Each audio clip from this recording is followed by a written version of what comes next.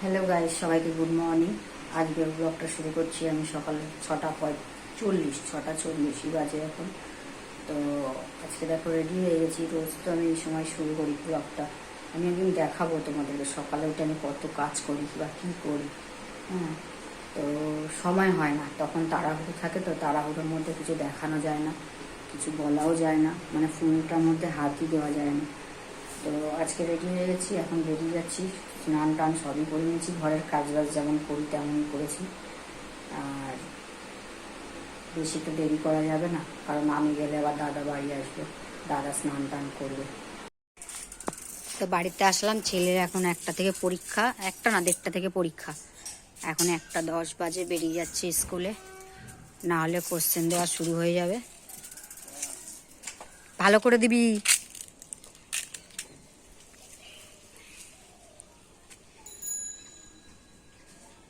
চলো, আমি এখন আজকে রান্না কিছু করবো না। আর আজকে ওয়েদারটাও দেখো কীরকম মেঘ মেঘ করে আছে, সব কিছু সকাল থেকেই এরকম। জানি না বিকালের দিকে বৃষ্টি হবে কি না। গাছে দেখেছো কি সুন্দর পাতিলেবু হয়েছে, দেখো পাতিলেবুগুলো কি সুন্দর। গাছে আমও হয়েছে দেখো।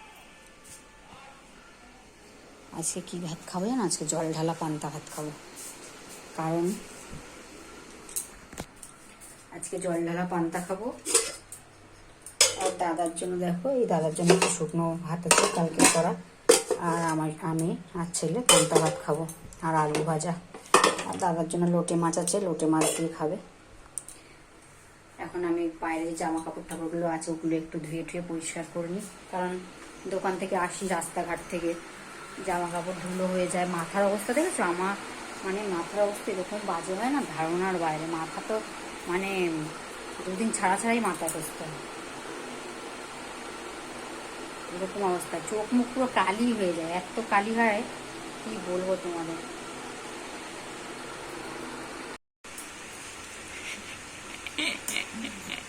দুপুরবেলা পান্তা ভাত খেয়ে ঘুমিয়ে পড়েছিলাম, তো একটা ঘুম পেয়ে গেছে ঠান্ডা ঠান্ডা ভাত খেয়ে। সন্ধ্যেবেলা উঠলাম, ছেলেকে বললাম চা কর, ছেলে দুধ চা করছিল, দুধ চা খেলাম। খেয়ে দিয়ে দোকানের জিনিসপত্র কাটতে বসে গেলাম। আর ওইদিকে রাতে আজকে খাবার করছি ডিমের ঝোল। এখন অনেক কাজ আছে জানো তো, এই যে খাটটা দেখা, খাটে কত জামা কাপড় আছে দেখা, ওই ওগুলো এখন সব আমাকে গোছাতে হবে। এত কাজ বাজ করে সব গোছাবো, গুছিয়ে নিই, কাজ বাজ করে নিই, তারপর তোমার দাদা আসুক, আবার দেখা করছি তোমাদের সাথে। হ্যালো গাইস, আজকে রাত্রে রান্না করেছি ডিমের ঝোল।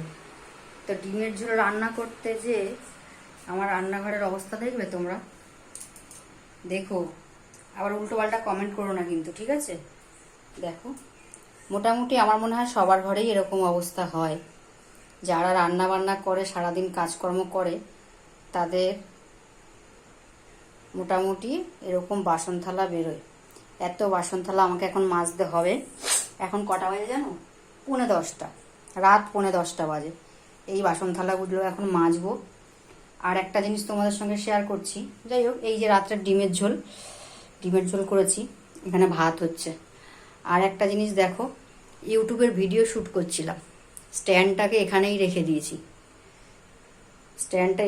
দিয়েছি। ঘরে নিয়ে নিই। আর রিং লাইট দেখবে কোথায়, রিং লাইটটা দেখো কোথায় লাগিয়ে রেখেছি, দেখেছো?